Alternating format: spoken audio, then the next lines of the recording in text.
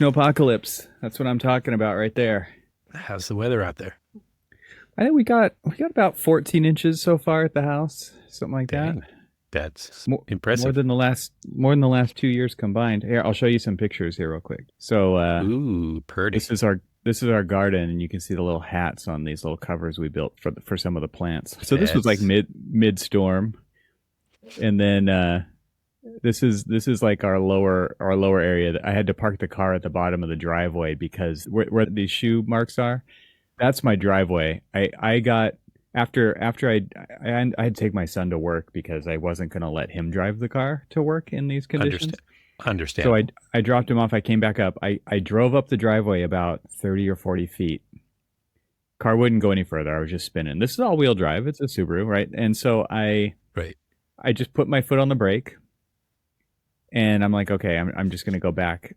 I I forgot to put the car in reverse. All I did was let my foot off the brake, and the Mm. car slid all the way back down. Oh no. Yeah. Uh, Oh, that was great. My mom can't get out of their place mm, at all. The driveway's too long. There's too much snow. So I went up there to kickstart the generator, the brand new generator that we put in this summer that was designed to go in when the power went out. Well, the yeah. power went out because trees have And been falling over onto the power lines. And generator I went didn't up, kick I'm in. like, I'm like, did the generator come on? No. And so I had to go over there the next day and actually get it going. So anyway, now I have another project, which is to figure out why the generator didn't go on. But they didn't have power for 48 hours at her place. Ooh. Yeah, so not awesome. Well, I did tell Uh, you the story that my furnace went out, oh and yeah, I've yeah, been right. been without heat for a week and a half. Oh my gosh. And what are Yeah. what are the how is it in Detroit right now? I mean, we're at freezing right now, but well, when it went out, that was fun because that was the cold snap where we were having below zero temperatures, and we got space heaters, we had the fireplace going, we had everything going, and it basically knocked the chill out of the air to get it roughly around like a constant 54 in the house. It, Not downstairs. What's the upstairs? What's the temperature difference between upstairs and downstairs? you want me to admit that we have two units and one Yeah, was perfectly fine and one wasn't, got to and that keep the you kids honest. and that the and that the kids themselves were, cold while we were nice and toasty upstairs. Yes. So if you want me to, admit that, uh, I mean, sure. Uh, Actually, what was funny is that we would like everybody would come upstairs and we would just huddle around the room upstairs, and it was fun. We haven't done that. We've got adult children like you do, and our youngest is a junior in high school, so like none of them are interested in actually like hanging out with their parents. So until the furnace goes out, then they're like, Right. "Hey, how are you guys doing?" Uh, so we went Totally. and we went and we invested, which honestly, it's kind of a good investment in a way. Power was on, which was good. I know, unlike your situation, but so the power was on, and then we went to Lowe's and bought two of those kind of electric, kind of like fake fireplaces. So it looks like you got the logs in there, and it looks like the crackling fire and stuff. My But mom it's a has one of heater. those. Yeah, But yeah, it's a heater, and yeah. you can crank it all the way up to like 80 or something. And we put them downstairs, and it actually started like just been running them nonstop for a week and a half. I mean, Uh, my electric bill's just like tick, tick, tick, tick, tick, tick, tick, by running all totally. of these space heaters. But the big worry was obviously I need to get the chill out of the air so that the pipes don't freeze. And so Yeah. anywhere where there was pipes, I wanted to make sure that I got some heat to those areas. And thankfully, these little electric fireplaces, they might not be They're the most attractive, but they work. they're kind of portable. Like they're not super Oh easy yeah. to move, right? But you can put them where you need them. So you could have a Yeah. fireplace in the dining room. You could have a Yep. fireplace in the kitchen. You could in the Absolutely. bathroom. You could put a fireplace in the Yeah. bathroom. It's nice. And honestly, there was sort of at a point we were like stopped running the actual fireplace, wood burning log Mm-hmm. fireplace. We Mm-hmm. stopped using that one because it was just getting kind of, the wind was kicking pretty hard. I mean, there's multiple days where we were a gale advisory for wind. I mean, you can hear like just wind coming through. You think that you have nice sealed windows. Yeah. Like you go through some gale winds, you'll figure out where the draft's coming from. Right. Totally. Yeah. Uh, How old is your house? What year was it built? 1941. Yeah. Yeah. And My they're house new was wind. 40. My house was 47 and it had some old single pane windows when we were in Southern California, but the Uh, weather is a little different in Southern California yeah. most of the time. Yeah. Yeah. So you have new windows and they're still leaking. They, yeah, they are new windows. I mean, they're double pane, double hung windows, but yeah, you can, it tests them. I keep looking over. It's like, You you just can like, hey, you said double hung windows and you just totally like unlocked a piece of my memory from an ARE exam. You know, when oh, they were yeah, when you have to like we had to study all the window types. It's like casement, yeah, fixed, double hung, yeah. like all these. And it was like you had little. We all had the flashcards back then, right? And you I would be remember like, that. "What's this?" And Oh. same for brick coursing. It was like, "What's this coursing called? What's this coursing called?" Quick, quick. Can you identify a uh, Flemish bond on the streets? right. PTSD. That's PTSD right there. That's funny. What is that? Yeah, ARE PTSD. That's a good like domain name. I'm gonna before we release that episode, we should probably lock that in. Yeah. AREPTSD.com. Yeah. All right. We're going to do that. So there's a question, and this is the moment where I'm going to push the button right here and bring up the QR code and Ooh. askarchespeak.com. Something we've been talking about recently on the podcast here, letting everybody know that they can pull out their phone, open the camera app, and use this to just go to askarchespeak.com without you having to type it in. But if you need to use your monkey fingers and type in askarchespeak.com because you don't have your phone or you can't see this QR code, maybe you're listening to the audio version of the podcast. Right. QR code fail in that instance, right? So easy to remember domain name, askarchespeak.com. You can ask us a question to be answered on the show. And we have questions in the queue, Cormac. I'm very excited Yeah. about this. Yeah. So we answered one last week, right? We went Right. deep on an Ask Arca Speak question yeah. last week. This week, Yeah. I'm going to ask the question. I'm going to ask you Ooh. the question. So here, I can take the QR code away. Okay. I've heard maybe from you. I can't give away my sources here. That there's an architectural movie out called. Well, I don't know. Is it an architectural movie? Yeah. Scare quotes, air quotes. Air quotes. I mean, if it was an architectural movie, it probably would be square quotes. It would be scare quotes. We would align the quotes. Yes, if it's an architectural movie. There's a movie out called The Brutalist, and I've heard from a little birdie that you saw this movie. So I have seen the movie. It is true. Wow. Yes, I have What's seen it the like movie. to get out? I mean, first, let's just start here. What's it like to get out and go see something entertaining? At our advanced age, this happens less and less. Surprisingly enough, I'm a movie goer, and I enjoy going to the movie theater and the whole movie theater experience. So when movies come out, sure, it's easy to just say, I'll wait for it till. But we just like the process of going to the movies, going and sitting down in the dark. The only movie that I question why we were there after the fact was the movies A Quiet Place. So going to those movies and the movie itself is not making a sound. You can hear every single solitary person Which who makes me not apparently want to go to the movies. Who wants to go to the movies and sit through that with other people making noises or every sound that people like? They're not even doing it intentionally most of the time. well, And I mean, that sounds terrible. maybe somebody Why would I should have do taught. that? Maybe somebody should have taught their kids to chew with their mouth closed. Totally. Uh, our You know, teenagers just chat through a movie. People just talk through a movie. It's yeah. ridiculous. This is why movie theaters have to rethink their business model because, like, Oh my why would I goodness. want to go and do that? We saw Nosferatu, and there's a lot of like quiet scenes and things like that there, and you can hear people talking here, like seriously, Oh my like, God. or people complaining about this isn't what I expected. Like, do you do a little bit of You, research on the movie that you're going to see? do you have to say that out loud? Like, Exactly. Use your inside voice. keep it keep You it know, inside. yeah, yeah.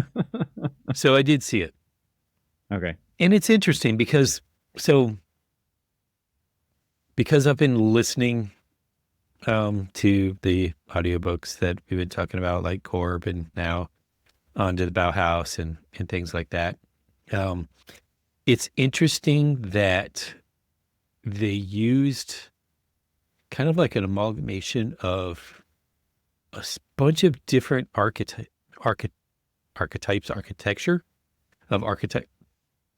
archetypes. I can't even say it. Stuffy nose. Anyway, of a bunch of different architects, blended all up in a blender and made the power drink of this guy. Disgusting. Sounds disgusting. Exactly. Uh, it's what is it? Starkitect Powerade. Yeah, Um, yeah. It's green drink. something of Yeah, that. it's it's made of people. I don't. Yeah, that one just went off of the rails there. But anyway, So this is so the Adrian Brody character, so and Adrian Brody does this character, protagonist have a name in the movie? he's I just stumped. yeah, I just stumped the Laszlo reviewer here. Laszlo something or other. Toth, isn't it? Toth, something Toth. like that. Yeah, Laszlo Okay. Toth. Thank Okay. you. And he plays the tortured artist, sort of a kind of a mix, the fountainhead type, kind of like hero architect that doesn't want to give up and lose control of their vision, and everybody, if you don't agree, get off the bus. It's my vision or bust. There's that aspect of it. Then there's like the aspect of, they even say that it's studied at the Bauhaus, and he's making furniture, and it's less tubular steel furniture. And so, you're starting to think of like the Vasily chair from Breuer and all of these other things. And so you're starting to see like all of these different people kind of mixed together, and you kind of have this like almost Corb kind of like character. And it literally is, as you're watching it, you see like these little parts and pieces that they sort of like made a Lego man out of like all sorts of different pieces of people. And that's what made up this character. So it was kind of interesting in that way. And so it was kind of a study of perseverance. It was a study of, there was architecture in there. Yes. Is it a movie about architecture, like say My Father the Architect or things like that? It wasn't It's a not like that. documentary. Yeah. It's not a documentary. Uh-huh. I went with my oldest son, who he's in school for film studies, and I look over at him and I'm like, well, what did you think of it? And so it's long enough where there's an intermission in the middle of the movie, How 15-minute is it? intermission. How long is it? It is 3 hours and 40 minutes. Wow.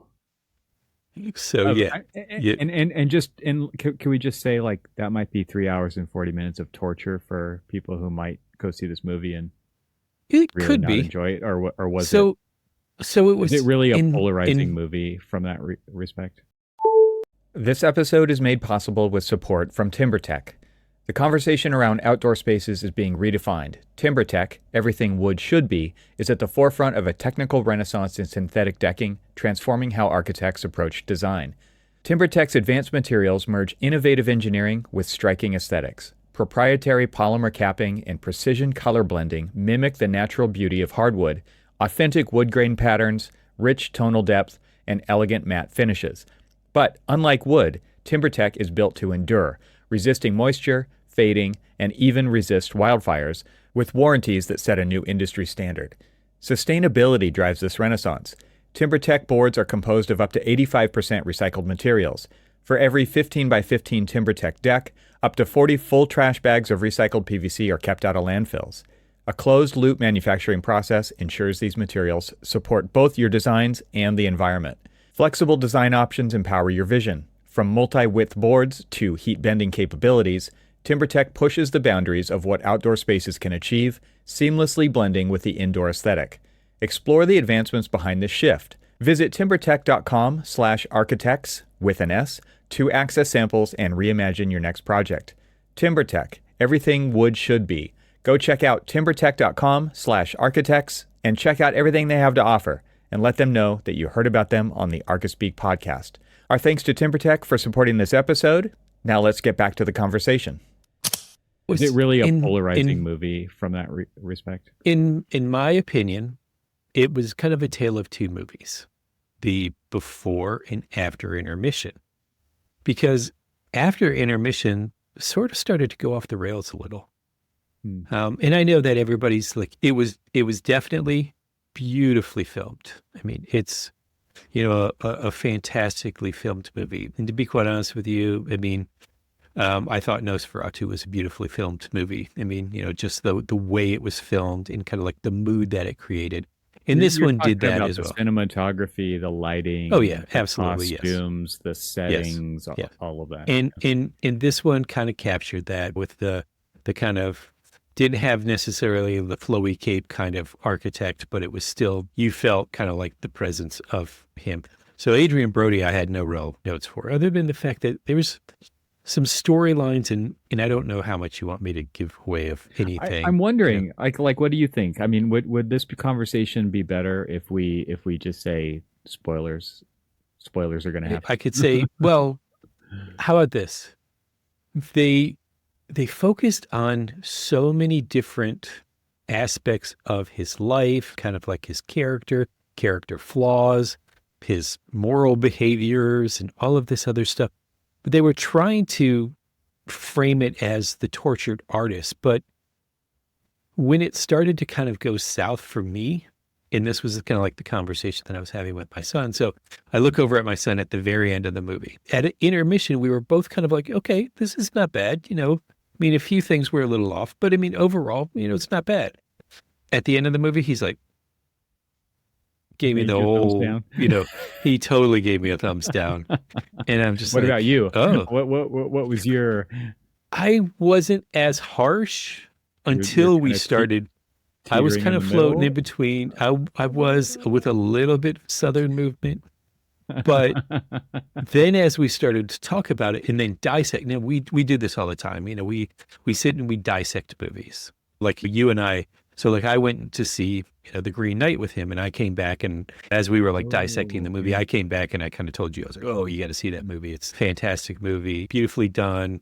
There's an interesting metaphors. Like this whole like thing was all about whatever. And if anybody wants to see it, I kind of suggest you go see it.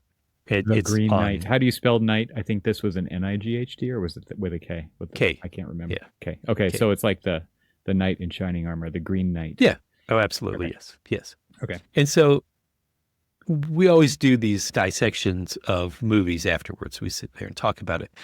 In this one, we were having a conversation as we're driving home, and ironically enough, as I'm like driving home, I'm driving past some Saarinen buildings and things like that. So like I get to like connect with, oh, look, as I'm driving by, oh, there's the GM Design Center by Saarinen. And, exactly.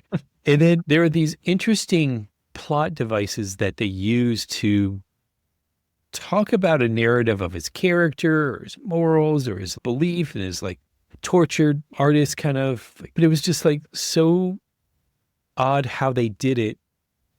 Whereas it was almost as if they said, his character flaw is this, and explained it rather than like show it and kind of like emotionally connect to it.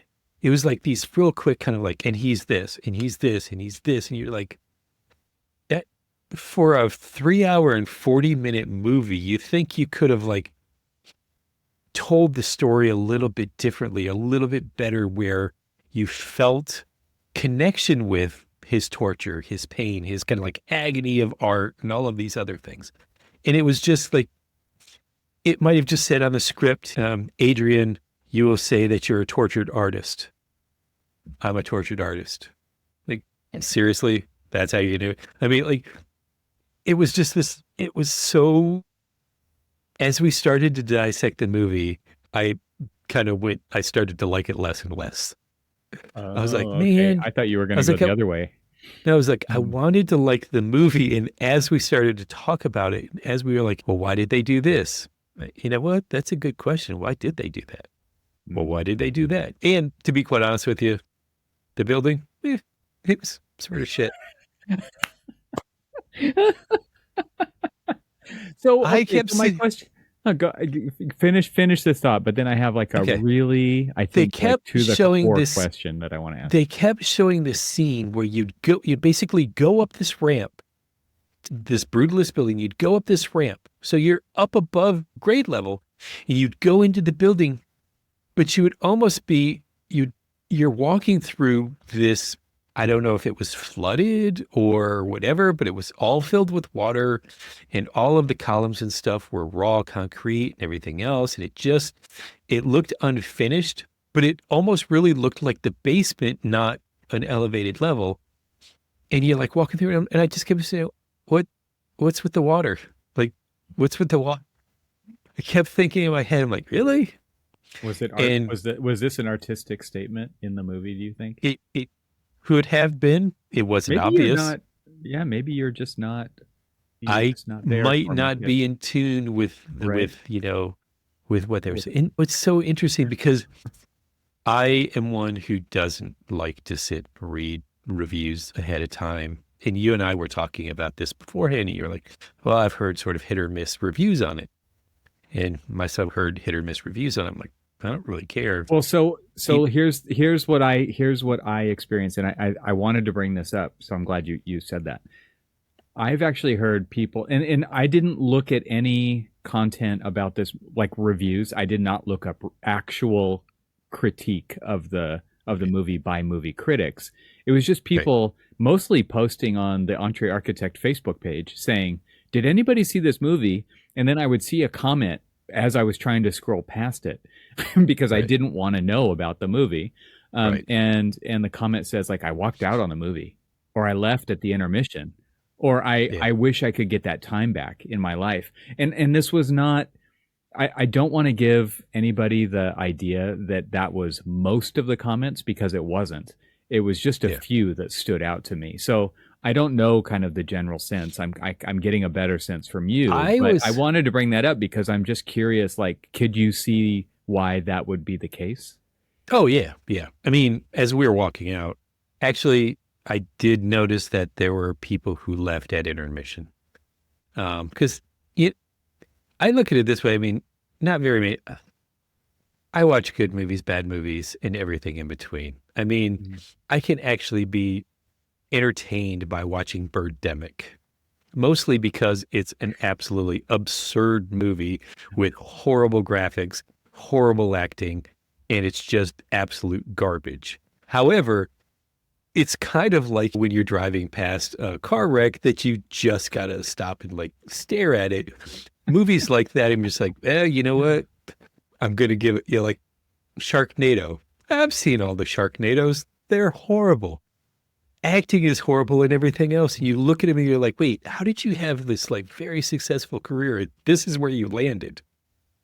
But it almost became kind of a joke. And then everybody was just like, oh, it's so terrible. I want to be in that movie. And so you got bigger and bigger actors in those movies. And so it just became kind of more of like a joke than anything else. Then I feel like the first one sort of meant to be serious ish, maybe, but then it went off the rails, but it went off on the rails on purpose. Yeah. This one, I feel like they had a bag of tricks of like all sorts of different plot devices to kind of tell this story of this tortured artist, architect, master, maestro, the Starchitect. And instead of like deciding on a few, they just said, oh, we're going to use them all. Mm. And you're like, you didn't have to. Like the way that you told some of the story was like sort of almost unnecessary that you even showed that part. Hmm. You're like, he didn't have to do that. Like and again, I don't really want to throw out spoilers. I hate throwing out spoilers. I never spoil a movie for somebody that hasn't already seen it or is thinking about it. But the way that I'm talking about it in kind of a slightly negative, like, is it slightly or pretty Pretty knee negative. deep into the, yeah, I mean, pretty negative. but if you didn't like it, you didn't like it. Like everybody Well, is going to have their own it's opinion, but so it's like I said, it is a tale of two movies. Before the intermission, I actually was kind of enjoying it. And if it would have kept that same kind of feeling, it might have been okay. Um, there was one character, the son of the Guy Pearce played basically the benefactor to him, kind of like found him. He was working. This isn't that much of a spoiler because it kind of like shows it in some of the trailers, but he was working non-architectural, odd labor jobs and all that other stuff. He found him and he said, is this you? Like you're an amazing architect. Why are you doing this? And so I think that, it's like, oh, wow, he's got this kind of like rebirth of his career now that he's this big time architect in Europe. He flees Europe. He comes to America, this kind of in the post World War II, and can't find work. And honestly, we've heard that story a lot from other architects. And so that's why I said it was this kind of amalgamation of like multiple different architects and multiple different like root stories of those architects. And so you're like, okay, I can see where this is going. And it's kind of a cool story and all this other stuff. And then intermission hits, and then you're like taking your little break and you're stretching and all this other stuff. And then you kind of come back in and you sit down and you're like, and then it just kind of goes weird. Like it just goes like, not weird in like, oh, like Dr. Calgary, I can't even remember how to pronounce it, but, or like Brasilia, or, these like the weird movies, like The Belly of an Architect, those kind of movies. Did you ever see any of those? I Just saw Brazil. Yeah. Brazil. Okay. So yeah, Yeah. Brazil. Why did I say Brasilia? I know what I was talking about. You know, I Which knew what you meant. I knew what you meant. it wasn't like that. It was just like, It why, wasn't a Terry Gilliam how is, movie. Yeah. yeah, it was just like, why are you telling the story this way? I see what you're trying to do with the story, but this is a really weird way of telling it. And it was kind of in a lot of cases that was just unnecessary. Like, you didn't need this. You really didn't need that. And that's where it was really off-putting to a lot of people. And that's when I started watching people walking out, is when they started doing like these, what I felt like were unnecessary plot devices. That's when they were like, I'm out kind of thing. And my son wanted to see it to the end because as a student in film studies, he wanted to just kind of understand what was going on. Yeah. And he was, like I said, he was like very critical about it at the end. And, kind of our conversation about like dissecting it, it was a really good conversation about just like, why did they do this? Why did they do that? I was looking at it kind of in an architectural manner. And it's just like, I want to see more about the struggles with the client and this other stuff, and kind of like trying to hold true to the root of his art. And then he like brings out the model and he sets the model out. And I swear to you, in my head, I'm like, what the is that? Okay, what do you mean? What was wrong with it? Well, it was probably the most rudimentary model I'd ever seen. And I'm talking about, like, think about in architecture school when you're doing a massing model and you're throwing together like this big massing model with hot glue and chipboard and all of this other stuff, and you didn't cut in your windows or anything else. And he's just like, that quality of a model just in white museum board, kind of like threw it out there and said, this is my creation. And you're just looking at the creation is like, dude, like that is half baked at best. Here's what you say. Yeah, that's when you get a looks good start over, or it was a first. That was a good first pass. Like that's a polite way to say this sucks. This is terrible. Or when you'd have like one of my professors who'd like, while he's sitting at your desk, he's looking at your model and stuff, and then he just starts looking around, and you're like, what are you looking around for? He's like looking, and then he like leans over, he picks something up off the ground, and he kind of like twists it and bunches it up, and he sits it on top of your model. He's like, there, isn't that better? Like, you just put trash on my model. So you looked for a garbage hat to put on the head of my model to say that it was better. Oh my God. That I kind of wish that, you know, Could have done that. Doug, yeah, my professor Doug Burleson was around to do that to that model. I don't know if you remember this kind of like little comedy skit that was going around of the Starchitect. They would show like all of these different Yes. clips and stuff, and Yes. he like pick And up a he garbage liked, can and he sit. yes, he liked Yeah, the garbage can. that was. So think about that garbage can moment. He's like, Nice. there. What do you think? And like he's presenting it in front of the town council and all this other stuff, and I did kind of like there was moments where you can really, as an architect, you can like kind of associate with like everything that he's feeling, because like people are like gobsmacked. They're like, what the hell is that kind of thing? And you're just like, you don't know art. How dare you? It's just like, but then you're looking at the model and you're like, I get their reactions. So, how important was it, or why? I mean, I don't know if you know the history of the writing of this movie. I heard it took him quite a long time to actually make this movie before they started doing like the festival circuit stuff. It was something like 7 years in the making, or maybe that was even just the writing period. I didn't follow it that closely. But Maybe you should how have how had an important? intermission in between them. Yeah. Go How ahead. important was it, do you think, that the protagonist was an architect and it was architecture related? Like, what You know, is it about this story that made that the way that they decided to tell it? it in a way to me felt like a modernist, brutalist retelling of the Fountainhead. The I wonder if they would and agree with that. they The probably writer wouldn't, director. Yeah.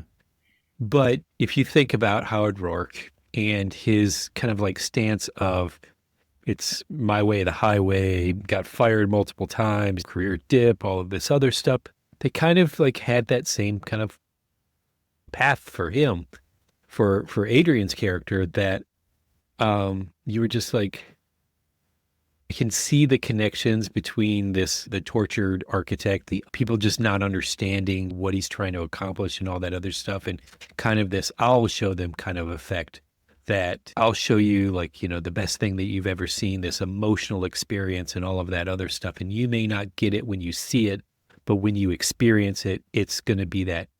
If they played that a little bit better, kind of like that storyline, to me, I think it would have the second half of the movie, because I feel like the first half of the movie before intermission was sort of leading to that kind of like, all right, you just don't understand me. I'll show you kind of thing. And then people are like, oh my God, dude is great. We should have listened to him kind of thing, or we should have given him more credit or whatever. It didn't go that direction. It literally just kept him torturing. And then here is a spoiler alert. They basically use as a plot device to tell a story that I feel was very unnecessary, of him being a heroin addict. And sorry if I'm ruining the movie for this, but this was a reoccurring device that they were using to illustrate his torturedness. And like, there's other ways of doing that really kind of enhance the story of the tortured artist architect. Like I said, unappreciated and misunderstood kind of like thing, instead of just showing him that this is a way to deal with my pain kind of thing.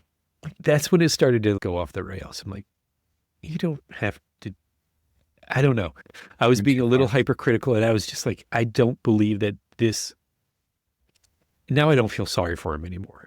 Like I wanted to feel sorry for him. I wanted to like understand and feel the pain, because we all feel kind of like the pain when somebody says you're like spend all night long working and working and working and doing something. And then somebody comes by, oh, that looks fine. And you're like, a dagger to the heart. That really hurts, because fine is like the death knell word to me when you're like slaving over something and somebody's like, it's all right kind of thing.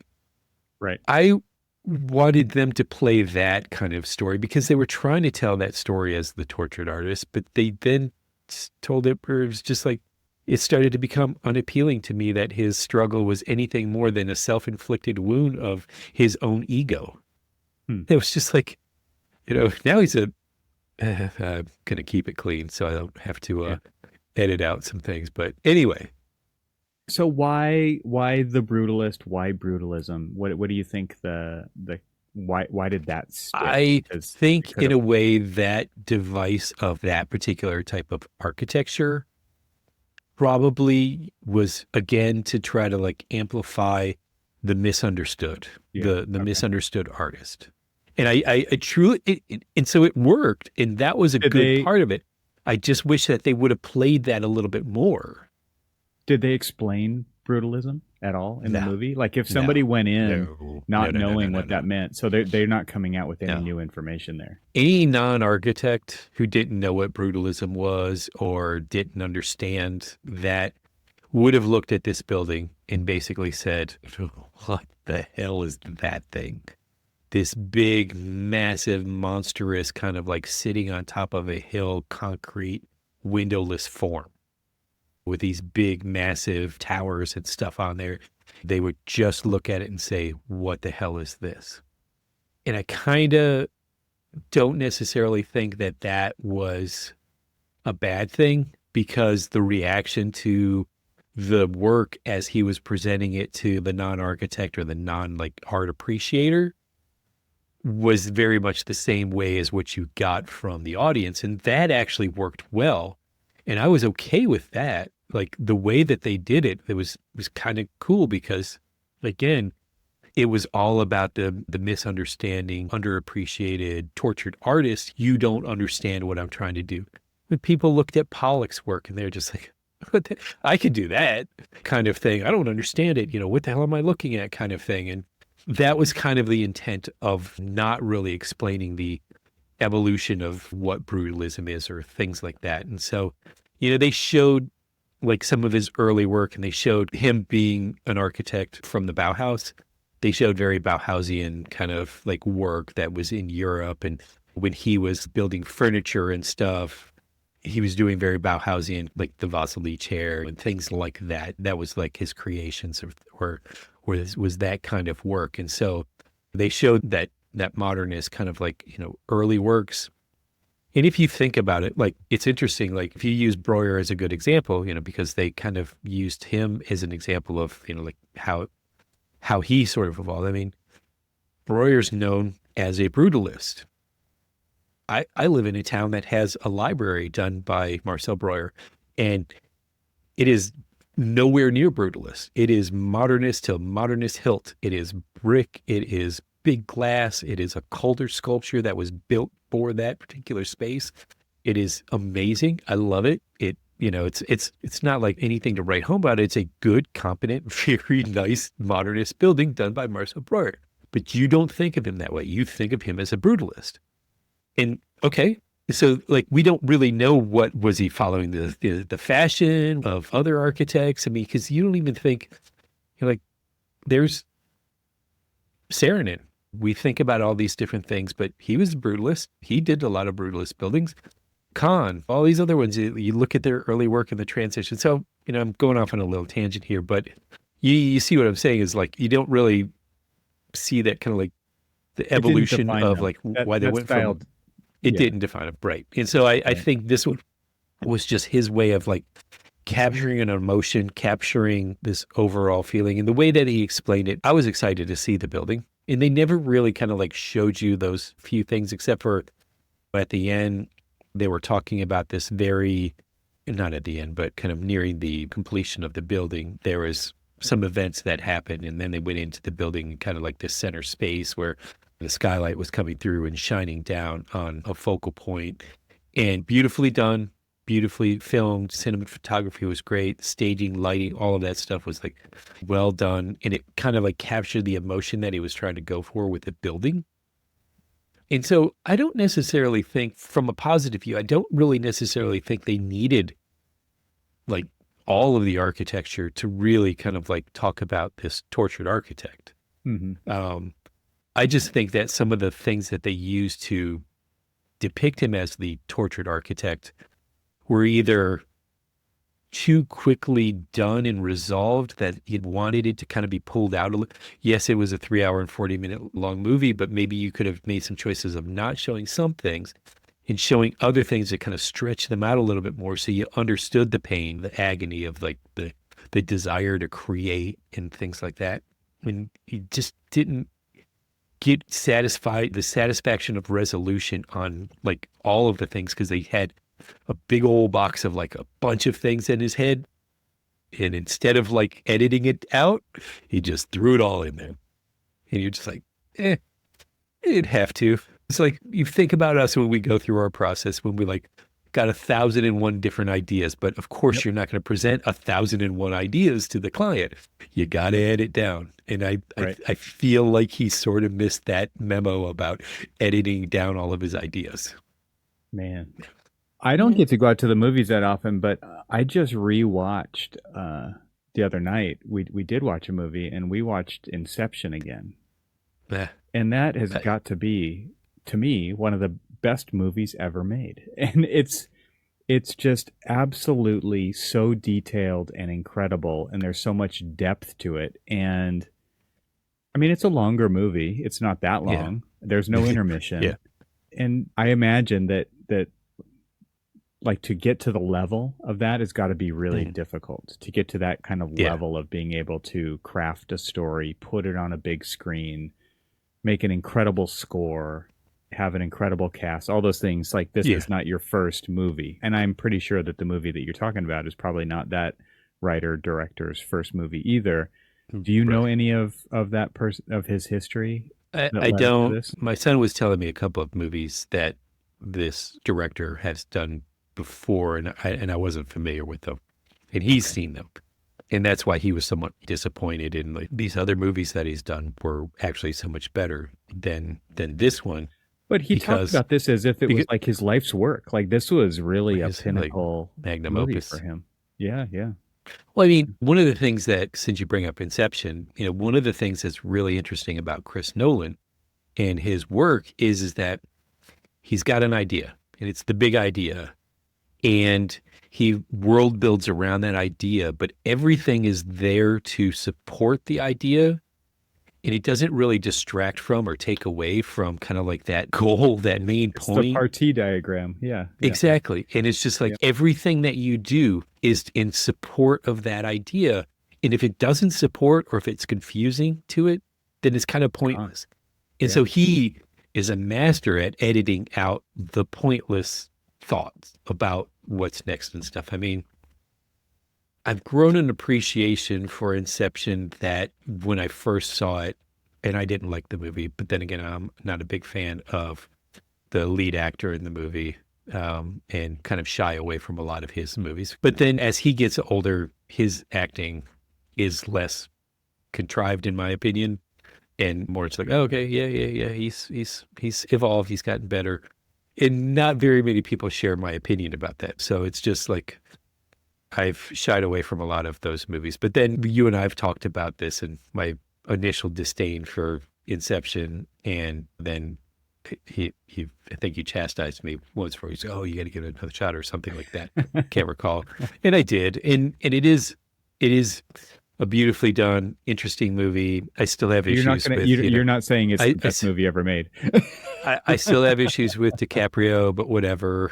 Like, but other than that, though, it's an amazing movie. It is. There's no holes in it, though, and that's the big difference between, say, that and The Brutalist, is that, or at least to me, I understood what I thought was the big idea of the movie.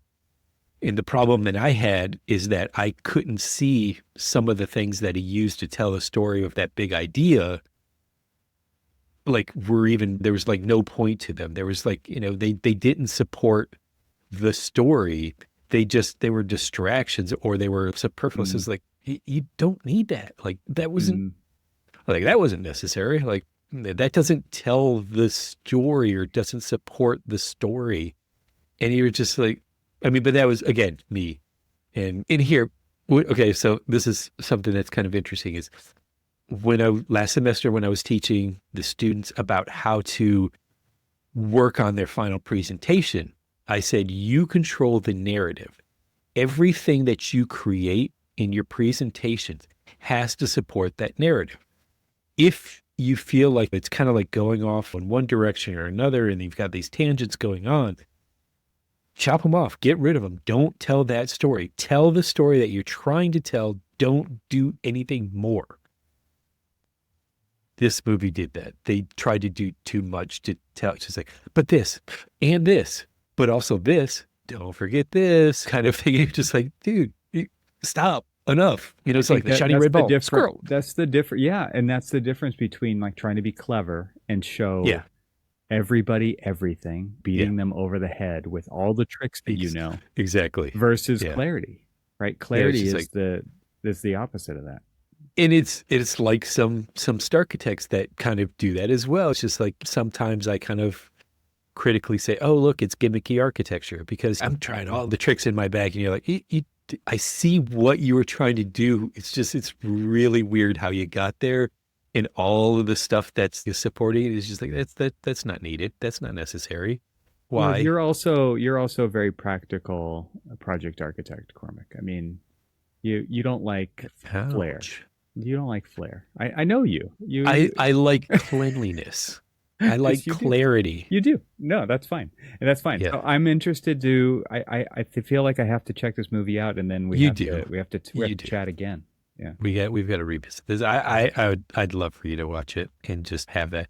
Honestly, You're not it would have making been me feel good about wanting to watch it, but just so you know. no. Now Well, that well, I feel like this right, is it's true. mandatory homework at this point. Now it's just like, that mandatory reading assignment is like, man, Right. all right, fine, I'll do this. Yes. So I got done with the core book. Oh yeah. Yeah. He didn't endear himself to me. It didn't come back. He didn't. But The phoenix I will. did not rise from the ashes that were Well, created. what is okay? So what is really interesting? Let's real quick blurb on that one Let's though. put the final nail in this coffin. Yes. I think honestly, his magnum opus, if we're going to talk about those kind of things, is Chandigarh and the city planning and all of that other stuff. It Right. is interesting, however, like if you think about like how he designed it and how you think about urban and community planning as it's evolved since then, there's some really interesting, beautiful architecture in there. But it, as a whole, is almost a Pollock painting in a way. There's a lot going on here, and there's not a lot of clarity to like this whole thing. But his whole desire was this straight grid clarity, telling the story of pure, clean modernism and all of this other stuff. And it just didn't, in my opinion, come out that way. Like he tried to, it was another one of those, like I tried every trick in my toolbox of here's everything that I know and I'm going to throw it right at it. It was just like, much like the Brutalist movie, you almost like, why, man? Why? Too much. Like, Too much. too much. And again, Tried too hard. You and tried too again, hard. Yeah. Pierre's the hero, man. Pierre is what, like, there needs to be somebody who The unsung dedicates hero. Yeah. some deep academic study on Pierre and his role in the success of Corp. Because if it was not for him, man, I don't think you'd have the same kind of like academic impression of Corp. Mm. Because that guy, he knew what he was doing. That was the actual guy. Yeah. And he wasn't a fascist.